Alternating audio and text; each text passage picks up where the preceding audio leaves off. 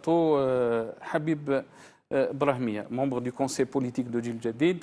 Merci d'avoir accepté notre invitation. Marhaba bik. Donc, qu'est-ce que vous avez à dire, votre réaction après ce choc, cette tragédie? Bonsoir à tous les téléspectateurs de Al Magharibia.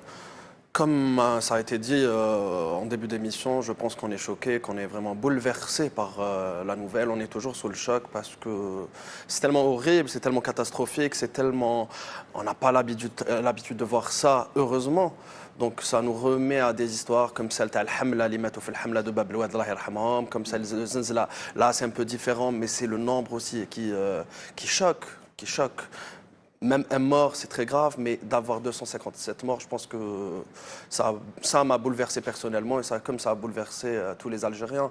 Donc j'en profite déjà pour présenter mes sincères et profondes condoléances aux familles des défunts, mais aussi à tout le peuple algérien. Je pense que sur les réseaux sociaux, quand on vient ici au plateau d'Al Magharibia, on voit les gens un petit peu endeuillés, et c'est normal.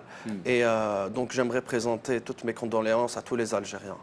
Sinon, maintenant, c'est vrai que, comme a dit M. Brahmi aussi, c'est un peu tôt pour commencer à faire l'enquête. Les larmes n'ont même pas encore séché. Mais bien sûr, il y a des questionnements, bien sûr qu'il y a des frustrations, bien sûr qu'il y a un petit peu de colère sur la communication, de comment on a communiqué sur cette affaire. Mais je pense que c'est surtout le moment de faire le deuil, de respecter ce deuil et de penser aux familles, parce que ça n'a pas été facile. C'est tellement soudain, c'est tellement choquant, ça n'a pas dû être facile. Est-ce que vous pensez le deuil de 3 jours est une bonne symbolique, tout en sachant que l'Algérie a fait 8 jours de deuil par rapport à la mort de Fidel Castro? Tout à fait. Vous me posez la question, j'y ai pensé, j'imagine que tout le monde y a pensé. La mort du roi Abdallah d'Arabie Saoudite, c'était aussi 3 jours. Il y avait Fidel Castro, c'était 8 jours. Ça fait partie de mes frustrations. Je ne comprends pas aujourd'hui toute l'Algérie. Franchement, les Algériens n'ont pas besoin d'une période de deuil pour faire le deuil. C'est leurs frères, c'est leurs enfants. Ils ont la légitimité populaire, contrairement à d'autres.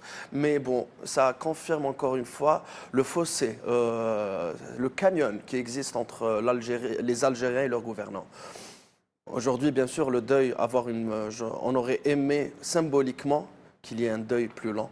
On aurait aimé symboliquement qu'il y ait le président de la République, quel que soit son état, quel que soit son état de légitimité en Algérie, qu'il présente ses condoléances aux Algériens. Il est sorti il y a 3 jours pour inaugurer 2 kilomètres de métro.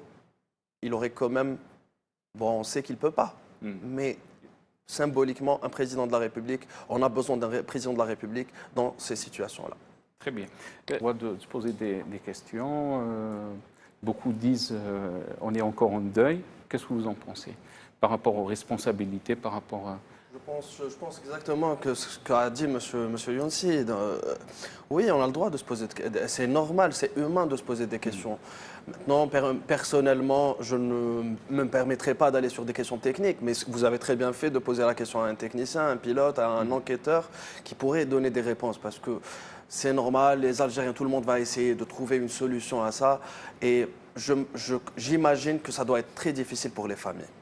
Maintenant, ce qui est dur vraiment, oui, Nana, j'ai mal. Même là, on en parle et c'est très difficile. On a l'impression que ça arrive qu'aux autres. Et là, ça nous arrive à nous. On a l'habitude de voir ça sur ITL, sur BFM. Et là, ça nous arrive à nous. C'est un peu spécial pour les Algériens de voir ça, de voir leurs frères, leurs enfants. Il y avait des civils aussi, il y avait des militaires. Et c'est triste, c'est vraiment triste parce que... On aurait été un pays, je sais pas, je dis ça comme ça, je suis toujours sous le choc, mais on aurait été un pays normal où ça marcherait bien et là, on a l'impression que tout se passe en même temps. On se sent humilié par la présidence de la République d'avoir un président comme ça. On se sent humilié quand on voit la classe politique algérienne en général, quand on voit comment parle Ould Abbas. On est humilié quand on voit comment l'Algérie ne se développe pas vraiment. Et là, on se retrouve avec encore une fois, on a 257 morts. C'est pas facile vraiment pour les Algériens. C'est pour ça, en fait, c'est un cumul en plus de ça. C'est vraiment un cumul.